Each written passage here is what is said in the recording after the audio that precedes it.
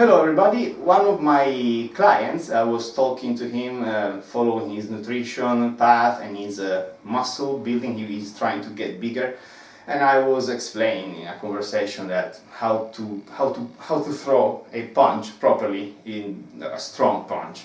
And then I started to speak about Conor McGregor, and he asked me, because I introduced these rubber arms that he does. And he asked me if I can explain how to do that, and therefore, because I started to use that technique as well, not because I'm fighting anymore, but just because I wanted to see if I am loosen enough and to shake sometimes the blood off and to just, to recover from some effort sometimes. Which is not exactly what Conor McGregor does, but it's very similar, and therefore I make now this video on how he does his rubber arms. So everything starts from the feet. So there are 3 steps for me to learn it.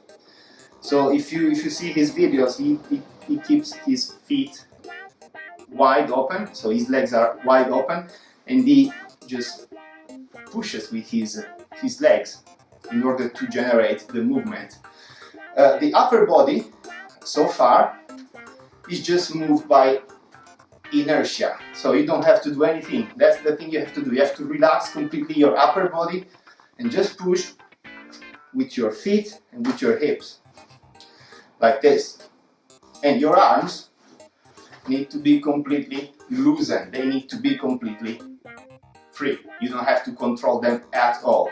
Then another thing that you can do is the same thing, but with your closed feet, so feet width apart, and just try, in this case, to move this part of your body, so your hips and your back, like this.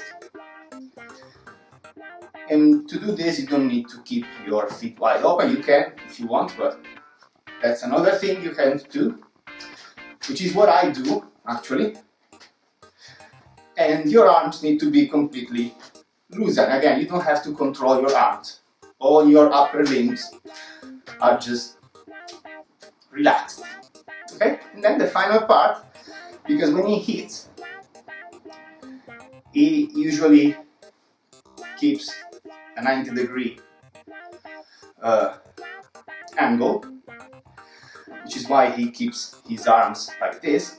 Now you have to learn to do this with your bended forearms. So your elbow needs to be 90-degree angle.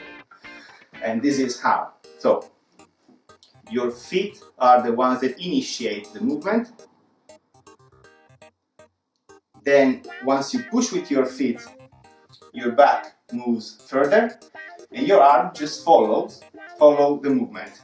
And if you're loosened enough, by inertia, when you do this and you go back, the tip of your limb will just follow later, which is why it will do like this.